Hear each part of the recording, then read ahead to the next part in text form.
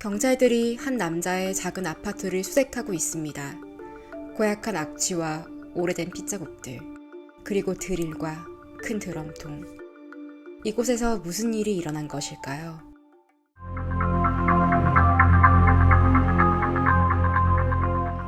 (1960년) 미국 위스콘신주 미러키에 사는 한 부부 사이에서 사내 아이가 태어났습니다. 그의 이름은 제프리 다머. 엔지니어인 아버지와 어머니 아래서 유복한 생활을 하는 듯 했지만 아버지는 연구 일정 때문에 집에 오지 못하는 날이 많았고 그의 어머니는 심각한 우울증과 애정결핍을 앓고 있었고 가끔 남편을 폭행하는 일이 있었습니다. 그래서인지 아들 다머는 조용하고 소심한 성격의 아이로 자랐고 학교에서는 친구 없이 늘 혼자 지내는 아이였습니다.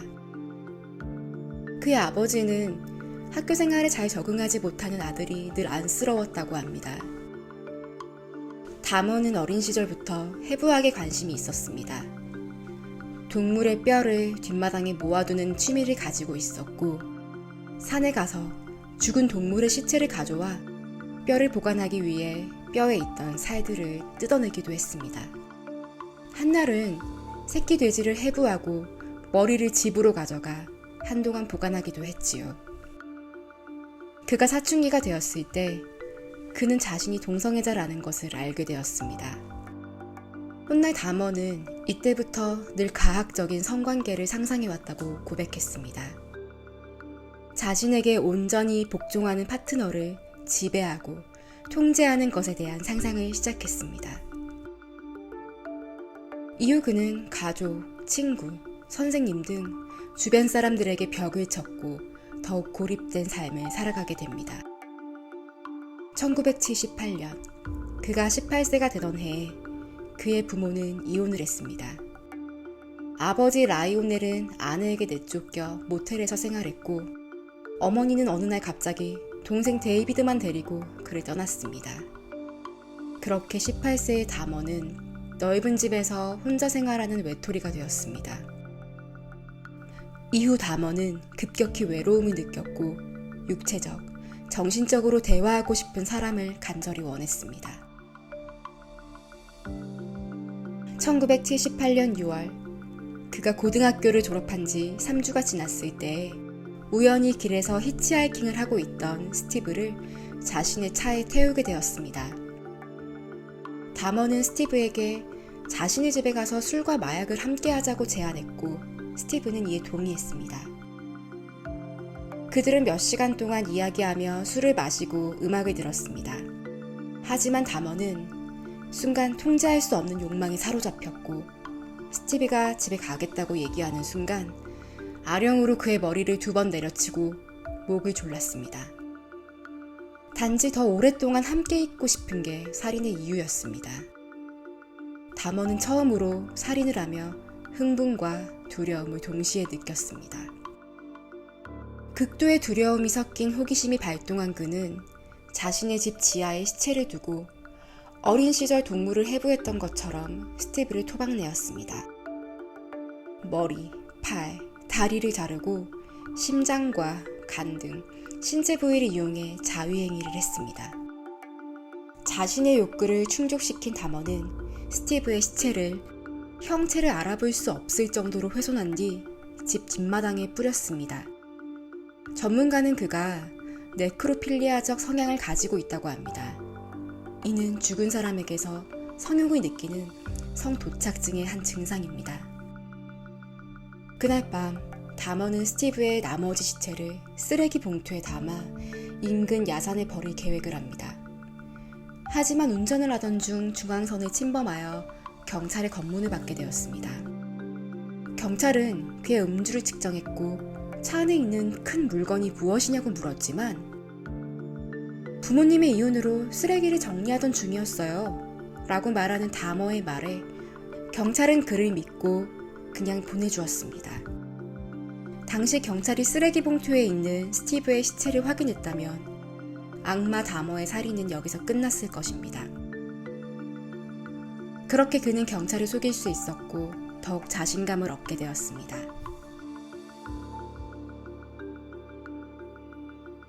1978년 8월, 그는 대학에 입학하였습니다.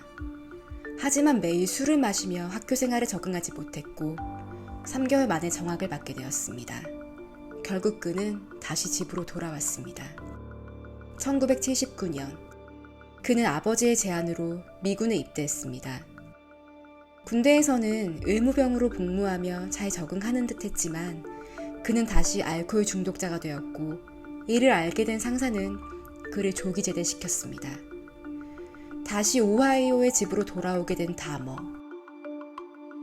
그의 아버지는 할머니가 있는 위스콘신주 웨스트 알리스에서 지내보는 것이 어떻겠냐고 제안하였습니다. 할머니는 나이가 많으셔서 젊은 다머의 도움이 필요했고 그도 흔쾌히 이에 응했습니다.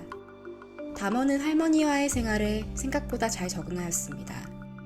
교회를 다니며 깊은 신앙심을 가졌고 시내에 있는 초콜릿 공장에서 일도 하게 되었습니다. 당시 그는 남들처럼 평범하게 주말을 기다리며 열심히 일하는 청년이었습니다. 그렇게 다머는 첫 살해 이후 9년간 살해를 하지 않았습니다. 하지만 그의 내면에는 늘 누군가를 가학적으로 통제하고 싶은 욕구에 사로잡혀 있었습니다. 어느 날 그는 성적 욕망에 사로잡혀 쇼핑몰에 있는 마네킹을 훔쳐와 자신의 성적 욕구를 해소하는 데 사용하였습니다. 그는 스스로 자신을 통제시키려고 노력했지만 결국 두려워하던 것을 마주하게 되는 사건이 일어나게 되었습니다. 1985년 1월, 어느 날 도서관에 있던 그는 낯선 남자가 건넨 쪽지를 받게 되었습니다. 그 내용은 당신과 은밀히 성적인 관계를 하고 싶다는 제안이었습니다. 다머는 이에 응답하지 않았지만 이 사건은 그가 10대 때 가지고 있던 지배와 통제에 대한 환상을 그의 마음에 다시 불러일으켰고 결국 이날 이후 그의 연쇄살인이 시작되었습니다. 1987년 11월, 일을 마치고 미러키 시내의 게이바에서 섹스 파트너를 찾던 다머는 스티븐이라는 한 남성을 만나게 되었습니다. 둘은 시내에 있는 앰버서더 호텔에 방을 잡고 만취한 상태로 하룻밤을 즐겼습니다. 다음날 아침, 다머가 깨어난 순간 그의 손과 침대 시트는 붉은 피로 물들어져 있었고 스티븐의 입에서는 피가 흘러나오고 있었습니다. 계획된 살인은 아니었지만 다머는 침착하게 시신을 수습하였습니다. 호텔을 하루 더 예약하고 큰 여행 가방을 가져와 스티븐의 시신을 담고 할머니 집으로 이동했습니다. 그는 첫 번째 살인 때처럼 스티븐의 시신을 몸통에서 머리, 팔, 다리로 절단한 다음 뼈에서 살을 분리해 작은 조각으로 잘랐습니다. 살은 쓰레기 봉투에 담았고 뼈는 큰 망치로 두들겨 파편으로 만들었습니다. 머리를 제외한 나머지는 쓰레기통에 버렸고 머리는 2주 동안 보관하며 자신의 자위행위를 위한 자극제로 사용하였습니다. 다머는 첫 살해 이후 9년간 자신을 다스리기 위해 노력했지만 결국 살인 냉각기는 끝이 났고 괴물이었던 본 모습이 드러나고 말았습니다.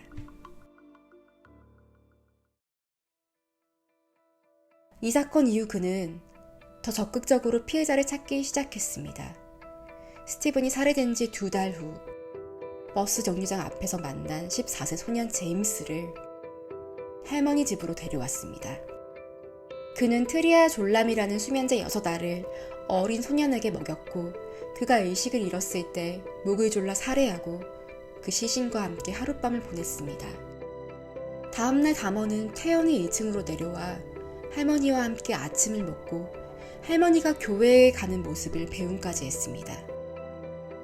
그는 제임스의 시신을 분해한 뒤 과일 저장고에 보관했고 혼자 집에 있을 때 두개골을 방으로 가져와 성적인 욕구를 해결하는 데 사용했습니다. 1989년 3월, 다머는 게이바에서 20대 초반의 토니를 만났습니다. 할머니 집, 자신의 방에 토니를 데려가 하룻밤 관계를 가진 뒤 그에게 수면제를 먹이고 목을 졸라 살해했습니다. 당시 할머니는 집에 있었지만 깊게 잠들어서 그의 살인을 알아차리지 못했습니다. 토니의 얼굴이 마음에 들었던 다머는 아세톤을 담은 통에 그의 머리를 보관하였습니다. 토니의 생식기도 밀폐 용기에 넣어서 자신이 일하는 초콜릿 공장의 개인 사물함에 보관하기도 했습니다. 할머니 집보다 회사 사물함에 보관하는 것이 들킬 위험이 적다고 판단했기 때문입니다. 그는 토니의 얼굴이 미이라처럼 잘 보관되기를 바랬지만 토막난 시체는 부패하기 시작했고 다머는 더 이상 흥분을 느끼지 못했습니다. 토니의 가족들은 실종 신고를 했지만 경찰들은 그를 찾지 못했습니다. 1990년 다머는 할머니 집을 나와 범죄가 많은 지역에 위치한 옥스퍼드 아파트로 이사를 했습니다. 혼자 지내는 공간이 그의 은밀한 시체를 보관하는데 더욱 용이했기 때문입니다. 당시 그 지역은 대부분 흑인들이 거주하는 커뮤니티였는데 웬 백인 남자가 이사를 와서 이웃 주민들은 이상하게 생각했습니다. 다머는 자신만의 공간에 피해자들의 시체를 보관하였습니다. 그가 검거된 뒤 경찰이 그의 집을 수색하였을 때 이 공간은 마치 작은 박물관처럼 보였다고 합니다. 다머는 상대를 통제하고 지배하고 싶었고 영원히 떠날 수 없게 옆에 두고 싶었습니다. 그래서 그가 생각해낸 방법은 사람을 좀비로 만드는 것이었습니다. 그는 피해자가 살아있을 때 긴 스크류가 장착된 드릴로 뇌에 여러 개의 구멍을 만들고 그 속에 염산을 조금씩 주입했습니다. 시간이 흐른 뒤 그의 예상과 다르게 피해자들은 사망하였고 그는 연쇄적인 살인을 하면서 염산을 아세톤으로 바꿔보고 구멍의 숫자를 조절하는 등 다양한 시도를 하였습니다. 어느 날 다머는 14세의 미국 원주민 소년 콘렉을 집으로 데려왔습니다. 그의 뇌에도 5에서 7cm의 구멍을 뚫었습니다. 하지만 염산은 주입하지 않았습니다. 당시 콘렉은 살아있었고 말도 했습니다. 잠시 다머가 술을 사러 간 사이에 콘렉은 황급히 밖으로 도망쳤고 이를 발견한 흑인 여성 2명이 경찰에 바로 신고했습니다. 콘렉은 정신이 혼미한 상태였고 이 여성들은 콘렉이 누군가에게 살해 위협을 받는 것 같다고 경찰에게 얘기했습니다. 마침 집으로 돌아오던 다머는 이 상황을 목격하게 되었고 태연히 경찰에게 다가가 콘렉은 자신의 남자친구이며 잠시 다툼이 있었을 뿐이라고 얘기했습니다. 흑인 여성들은 콘렉을 이 살인자에게서 떼어놔야 한다고 했지만 당시 경찰은 백인인 다머에게 더 호의적이었습니다. 경찰들은 콘렉과 다머가 단지 술에 취해 있다고 생각하였고 그들을 안전한 곳에 대피시켜야 한다고 판단하였습니다. 그 안전한 곳은 바로 다머의 아파트였습니다. 당시 경찰은 다머의 아파트로 함께 들어가 거실을 둘러보았고 특별한 점을 발견하지 못했습니다. 또한 다머는 계속해서 자신은 콘렉의 남자친구고 우리는 단지 술을 마셨을 뿐이라고 주장했습니다. 곧 경찰은 그의 아파트를 떠났습니다. 그의 침실까지는 수색하지 않고 말이죠. 그런데 당시 그의 침실에는 또 다른 피해자인 토니의 시체가 있었습니다. 경찰이 돌아간 뒤 다머의 좀비 만들기는 다시 시작되었습니다. 콘렉의 뇌 속에 염산을 주입했고 1시간 만에 콘렉은 사망하였습니다. 당시 미국 사회는 인종차별이 만연했기 때문에 경찰들은 백인들에게 매우 호의적이었습니다. 경찰이 다머의 집을 좀 더 유심히 수색했더라면 더 이상의 피해를 막을 수 있었을 것입니다. 다머는 점점 살인에 중독되어 갔고 매일 피해자를 물색하기 위해 거리를 나갔습니다. 또한 점점 많은 양의 시체를 처리하는 것이 어려워지자 피해자의 시체를 집에 그대로 방치하였습니다. 한날은 욕실에 두구의 시체를 두고 샤워를 했습니다. 나중에 기자가 왜 그랬냐는 질문을 했을 때 그는 어쩔 수 없었어요. 흥분이 필요했거든요. 라며 궤변을 늘어놓았습니다. 그는 살해 후 피해자들과 성관계를 했습니다. 시체의 피부를 벗기고 내장이 드러난 상태에서 자위를 했습니다. 매력적인 남성들을 오랫동안 간직하기 위해서 폴라로이드 카메라로 시체의 사진을 찍고 원하는 부위를 따로 말려서 보관하기도 했습니다. 심지어는 인육을 먹고 피를 마시며 죽은 사람과의 연결고리를 만들려고 하였고, 이러한 행위로 죽은 사람들이 나로 인해 살아갈 수 있을 거라며 본인만의 사후세계에 빠져들었습니다. 시간이 흐르자 아파트 주민들은 다모의 집에서 고약한 냄새가 나는 것을 알게 되었습니다. 한 주민은 그의 집 앞에 코를 대고 냄새가 여기서 난다고 알아차렸고 다모에게 항의했지만 그는 냉장고가 고장나서 고기가 썩었다고 말할 뿐이었습니다. 1991년 미러키. 트레이시는 다모가 사진을 찍어준다는 이야기에 그의 집을 방문하게 되었습니다. 그리고 무언가 잘못되고 있음을 느낀 건 그리 오래 걸리지 않았습니다. 두 사람이 침실에 있었을 때 다모는 트레이시의 한쪽 손목에 수갑을 채웠고 자신의 냉동고에 사람 머리가 있다고 말했습니다. 그리고 그는 영화 엑소시스트 3를 틀며 이상한 소리를 내고 몸을 이리저리 움직였습니다. 트레이시는 두려웠지만 다모의 친구인 척 행세를 했고 자신이 살해될 것을 직감하고 있었습니다. 그는 화장실에 간다며 일어난 순간 다모를 주먹으로 때렸고 재빠르게 밖으로 도망쳤을 때 마침 순찰 중인 경찰을 만나게 되었습니다. 경찰은 그가 수갑에 차게 된 경위를 조사하기 위해 다모의 집으로 향했습니다. 다모는 태연히 문을 열어주었고 경찰들은 다모의 집 내부를 수색했습니다. 그때 트레이시가 냉동고에 사람의 머리가 있어요 라고 말했고 한 경찰이 냉동고를 확인하였을 때 그는 경악하고 말았습니다. 실제 시체의 일부분들이 훼손된 상태로 냉동고에 보관되어 있었습니다. 이후 이 경찰은 악몽에 시달리다 결국 경찰을 그만두었습니다. 범죄 현장을 조사하던 수사관들은 인간의 타락을 느꼈습니다. 뼈와 근육 조직, 11개의 두개골, 심장을 포함한 훼손된 시체가 다모의 작은 아파트에서 발견되었습니다. 또한 그곳에는 정체불명의 드럼통이 있었는데 위험물질 처리반이 그 속을 조심스럽게 확인한 결과 그것은 염산통이었습니다. 다모는 살인 후 염산통에 뼈를 넣었고 그것이 흐물해지면 변기에 넣고 물을 내렸다고 증언했습니다. 그는 순순히 살인과 사체 훼손을 인정하였고 이후 검찰과 변호인을 통해 그의 모든 범행이 드러났습니다. 다모에게 살해된 피해자는 17명이었지만 당시에는 DNA 기술이 발달하지 않았기 때문에 더 많은 피해자가 있을 것으로 예상했습니다. 다모의 가족들과 변호인, 그리고 의사들은 그에게 정신질환이 있음을 주장하였습니다. 광적인 그의 살인 행위는 인격장애라는 것입니다. 하지만 그는 범죄의 증거를 인멸하려고 했고 그가 집을 비운 동안 이웃들에게 발각되지 않기 위해 가짜 CCTV를 설치하는 등 치밀하게 연쇄적인 살인을 저질렀습니다.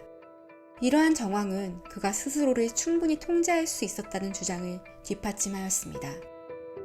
그러나 그의 말끔한 외모와 함께 대화를 나누는 여성 변호인의 모습은 배심원들이 그가 엄청난 괴물이라는 사실을 잊게 만들었습니다. 또한 당시 미국 사회는 백인 범죄자에게 매우 우호적이었기 때문에 유색인종 피해자의 가족들은 그에게 합당한 선고가 내려지지 않을 것을 걱정하였습니다. 그의 변호인은 많은 사람들에게 살해 협박을 받았고 한날은 피해자의 가족이 그녀를 공격한 적도 있었습니다. 재판 결과 그는 15회의 종신형을 선고받았습니다. 위스콘신주는 사형제도가 없었기 때문에 이는 법정 최고형이었습니다. 피해자의 가족들은 안도했습니다. 그는 교도소 독방에서 지냈는데 신앙생활을 하며 세례까지 받았습니다. 하지만 독방에서 지내는 것에 고통을 호소했고 다른 이들과 함께 지내고 싶다고 했지만 변호인은 극구 반대했습니다. 왜냐하면 그는 악명 높은 연쇄 살인마였기 때문에 단체 생활이 위험할 수 있다고 판단하였습니다. 그러던 어느 날 그는 한 흑인 재소자 크리스토퍼와 함께 탈의실 청소를 하게 되었습니다. 그 둘이 청소를 하고 있던 중 갑자기 크리스토퍼는 아령을 가져왔고 그것을 무기 삼아 다머에게 내려쳤습니다. 다머는 저항하지 않고 본인의 죽음을 순순히 받아들였습니다. 아이러니하게도 다머는 그의 첫 살인 피해자인 힉스를 아령으로 내려쳐 숨지게 하였습니다. 그는 본인의 첫 살해와 동일한 방법으로 교도소에서 살해된 것이지요. 이 사건은 미러키 역사상 가장 끔찍한 연쇄살인으로 기록되고 있습니다.